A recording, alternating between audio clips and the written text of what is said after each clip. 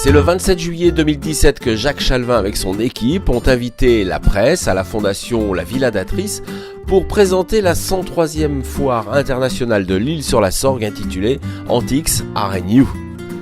Jacques Chalvin a laissé la parole aux différents intervenants avec encore pour cette édition des innovations et des événements.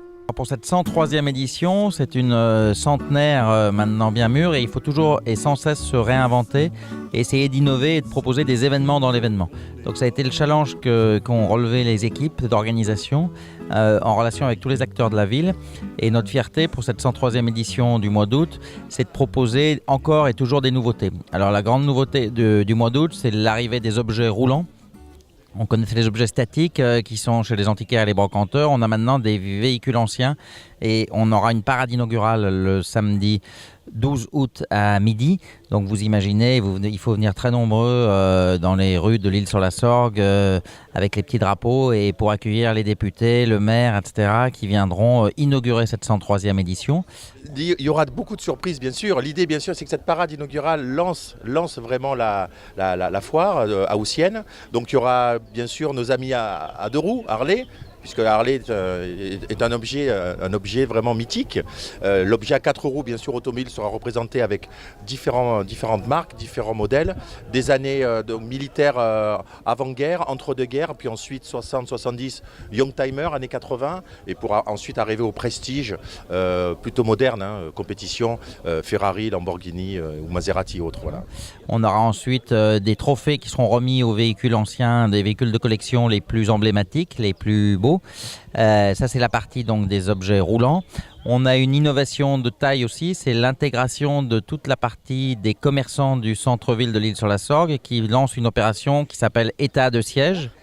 Donc nous avons proposé, Balades urbaines a proposé aux commerçants, notamment du centre-ville, de détourner, de s'approprier et de s'amuser avec la chaise qui est l'objet totem de la brocante. Sur les affiches, c'est très clair, la chaise Pantone est magnifique, qui va nous permettre effectivement de liaisonner de façon ludique le périmètre attribué à la brocante et le centre-ville. Et on aura un certain nombre de petits concours de selfies qui seront organisés à l'occasion de cette foire, donc venez nombreux à la foire de l'Isle-sur-la-Sorgue du 11 au 15 août.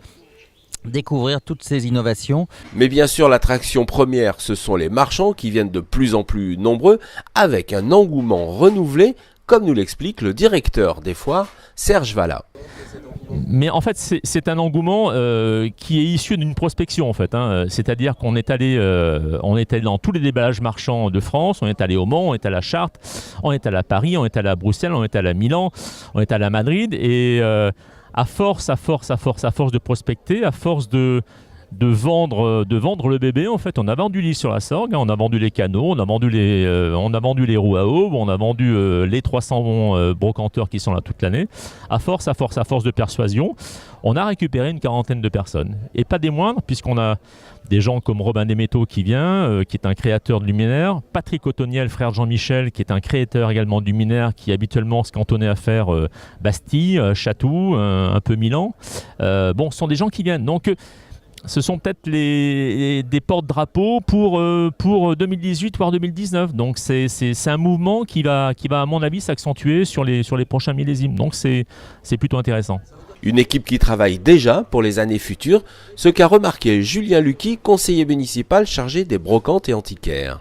Oui, tout à fait, beaucoup plus d'événements, mais en plus, ce qui est très agréable, c'est ce qu'on a parlé au cours de cette conférence de presse, c'est toute cette synergie qui se met en marche et de voir que tous les acteurs avaient envie d'avancer et d'avaient envie de faire quelque chose. Il fallait juste réussir à mettre tout le monde en commun et c'est ce qu'a réussi à faire aussi le nouveau délégataire. C'était l'une des exigences de la mairie qu'on lui avait demandé, mais c'est tout le monde qui doit répondre à ça et c'est très agréable, c'est beaucoup de travail, parce qu'on le sait bien, on en a parlé avec les conditions de sécurité qui sont aujourd'hui rigoureuses mais indispensables pour pouvoir garantir un événement d'une grande qualité pour nos visiteurs en toute sécurité et comme disait monsieur le maire, on a sanctuarisé ce périmètre aujourd'hui dédié uniquement à l'antiquité, décoration et aussi art contemporain bien sûr et qui laisse place, on se rend compte, à des nouvelles tendances, à l'objet détourné qui va être mis vraiment en valeur, qui est très agréable avec, on a la chance en France d'avoir de jeunes talents qu'il faut découvrir. Voilà. C'est des voitures anciennes, font aussi partie du monde de l'Antiquité, c'est des beaux objets. Voilà, moi je suis fils de garagiste, pour rien vous cacher, donc forcément j'ai vu mon papa rénover pour lui personnellement, que ce soit de la R8 Gordini, de la Simca 1000.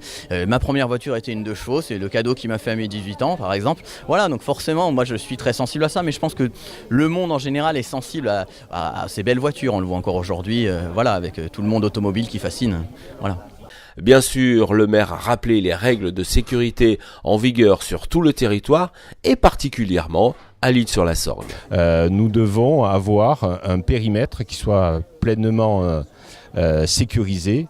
On a une zone qu'on a définie comme une zone sanctuarisée où l'intrusion de véhicules n'est pas possible. Voilà, mais ça demande beaucoup d'énergie, de moyens, mais nous tenons véritablement à le faire dans le cadre qui est précisé par l'État. Cette foire du mois d'août s'annonce très très bien. Beaucoup d'exposants, de nouveaux exposants aussi attendus. Une ville de l'Île-sur-Sorgue qui connaît une notoriété toujours plus croissante. Et donc, bien évidemment, nous sommes fin prêts à accueillir ces dizaines de milliers de visiteurs à notre traditionnelle foire. Je voudrais pas terminer sans parler des soirées du parc. C'est le côté festif de Antiques Art and New. On redéveloppe à nouveau, après le succès du mois d'avril, les soirées du parc qui se termineront donc tous les soirs de 19h à 1h du matin. Sur inscription obligatoire pour des questions de sécurité, ce sont des opérations, des soirées privées. Venez donc après le travail vous détendre ou après la visite de la foire vous détendre aux soirées du parc dans le parc Gautier. C'est très difficile de tout résumer en peu de temps, mais on renouvelle effectivement au mois d'août un cycle de conférences. Il y aura 3 ou 4 conférences passionnantes dans divers lieux de la foire, le Grand Hôtel Henri, le Centre Campredon ou Dongy Antiquité. Donc c'est à 19h, il faut aller sur le site internet. Et également un certain nombre d'expositions, il y a une dizaine d'expositions passionnantes. Voilà, donc c'est vraiment 5 jours vraiment très très riches en animation et événements dans l'événement.